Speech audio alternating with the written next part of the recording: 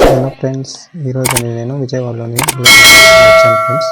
ఈ వీడియోలో నేను దుర్గమ్మ తల్లి దేవాలయం చూపించబోతున్నాను. ఈ వీడియోలోకి వెళ్ళే ముందు మీరు కానీ ఛానల్ని ఇంకా సబ్స్క్రైబ్ చేసుకోకపోతే వెంటనే సబ్స్క్రైబ్ చేసుకోండి. తప్పకుండా ఈ వీడియోని చివరి దాకా చూడండి. ఈరోజు ఈ వీడియోలో నేను కనకదుర్గమ్మ అమ్మవారి దేవాలయం చూపించబోతున్నాను ఫ్రెండ్స్. ముందుగా కృష్ణా నది చూసుకుంటే అమ్మవారి కోనేరు ఇలా ఉంది. నేను ఇక్కడ స్నానం చేసి ఇక్కడ నుంచి అమ్మవారి దేవాలయంకి వెళ్తున్నాను. ఇక్కడ చూసుకోండి ఫ్రెండ్స్, ఎన్ని పడవలు ఉన్నాయో. ఇది కృష్ణా నదిలో. ఇక్కడ రైడింగ్ అనేది నైట్ టైంలో ఉండదు, అంటే రాత్రిపూట ఉండదు. ఇప్పుడు నేను అమ్మవారి దేవాలయంకి వెళ్తున్నాను. ఇక్కడ నుండి లోపలికి వెళ్ళే దారి ఇదే ఫ్రెండ్స్. ఇలా ముందుకు వెళ్తే ఇక్కడ ఫ్రెండ్స్ లగేజ్ కౌంటర్ అనేది ఉంటుంది, అంటే బ్యాగులు కానీ మొబైల్ కానీ ఇక్కడ ఇచ్చేసి వెళ్ళాలి. ఇప్పుడు అనేది కొండపైనకి అనేది తెచ్చేసినాము. ఇక్కడ చూడండి ఫ్రెండ్స్ ఎంత అందంగా ఉందో. కనకదుర్గమ్మ అమ్మవారు ఎలా వెలిసారో తెలుసుకుందాం. ముందుగా పాత రోజుల్లో కీలుడు అనే స్వామివారు ఘోరమైన తపస్సు చేశాడు అమ్మవారి అనుగ్రహం కోసం. అయితే దుర్గామాత ఆ తపస్సును మెచ్చి ఆ దుర్గామాత ప్రత్యక్షమైంది. ఆ అమ్మవారు స్వామివారిని నీకు ఏం వరం కావాలో కోరుకోమంది. అప్పుడు ఆ కీలుడు ఆ దుర్గామాతను ఇలా వరం అడిగాడు. అమ్మ, నీవు ఎప్పుడు నా గుండెల్లో ఉండాలని కోరాడు. అప్పుడు ఆ దుర్గామాత, సరే నీవు ఆ కృష్ణా నది పక్కన పర్వతంగా మారితే నేను ఆ పర్వతం పైన వెలుస్తానని చెప్పింది అమ్మవారు. చెప్పినట్టే కీలుడు ఆ కృష్ణా నది పక్కన పర్వతంగా మారారు. ఆ దుర్గామాత అమ్మవారు వైశాసుడు అనే రాక్షసుని సంహరించిన తర్వాత ఆ అమ్మవారు పర్వతంపై వెలిసింది. అంతేకాకుండా ఇంద్రుడు వచ్చి అమ్మవారిని పూజించడం వల్ల ఇంద్రకీలాద్రి అనే పేరు కూడా వచ్చింది.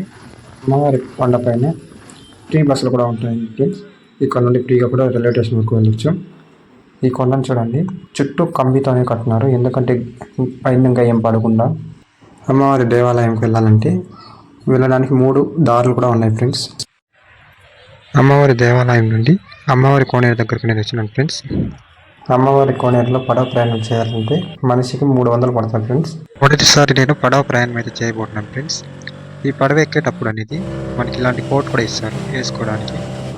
ఇలాంటి కోట్ అనేది వేసుకోవడం వల్ల ప్రయోజనం ఏమిటంటే, ఇప్పుడు కానీ మనము సపోజ్ వాటర్లో నీళ్ళు కానీ పడిపోయినామనుకో, మనకి ఈత కొట్టడం రాకపోతే ఈ కోట్ వేసుకోవడం వల్ల మనం ఈత కొట్టకుండానే నీటిపైన అయితే తేలుతాము.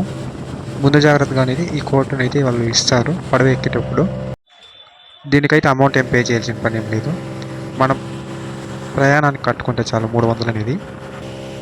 తర్వాత మనకి చుట్టూ ఒక రౌండ్ అనేది వేపిస్తారు వాళ్ళు. అంటే మనం డ్రైవింగ్ చేయడానికి లేదు, వాళ్ళే వచ్చి డ్రైవింగ్ అనేది చేస్తారు. పడవ అనేది ముందుకు వెళ్ళే కొద్దీ బ్యాక్ సైడ్ చూడండి ఫ్రెండ్స్, వాటర్ అనేది ఎలా సైడ్కి వెళ్తుందో.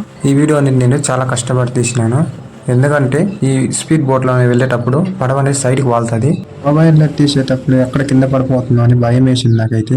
ఈ 2024లో బ్రహ్మోత్సవాలు జరిగినప్పుడు ఈ ఓంగుండాలు నేను వేసిన. ఇప్పుడు నేను రైల్వే స్టేషన్కి నేను వచ్చిన ఫ్రెండ్స్, విజయవాడలోని. చూడండి ఫ్రెండ్స్ ఎంత పెద్ద ట్రాక్లోనే ఉన్నాయో. దాదాపుగా 10 ప్లాట్ఫామ్ పైన ఉన్నాయి. ఇక్కడైతే మన భారతదేశంలోని అతిపెద్ద రైల్వే జంక్షన్లో ఇది ఒకటి. విజయవాడకు మరో పేరుతో బెజవాడ అని కూడా పిలుస్తారు. విజయవాడలో చూడదగ్గ ప్రదేశాలు చాలా ఉన్నాయి.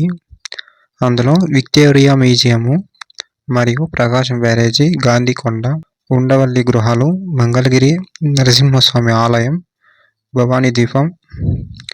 విజయవాడలో ఇంకా తిరగడానికి చాలా ప్రదేశాలు ఉన్నాయి, కానీ కొన్ని రోజుల టైం అనేది పడుతుంది. అంతవరకు నేను వేరే ప్రాంతాలను అయితే చూపించబోతున్నాను. ఈ వీడియోని లైక్ చేసి అలాగే మన ఛానల్ని సబ్స్క్రైబ్ కూడా చేసుకోండి ఫ్రెండ్స్.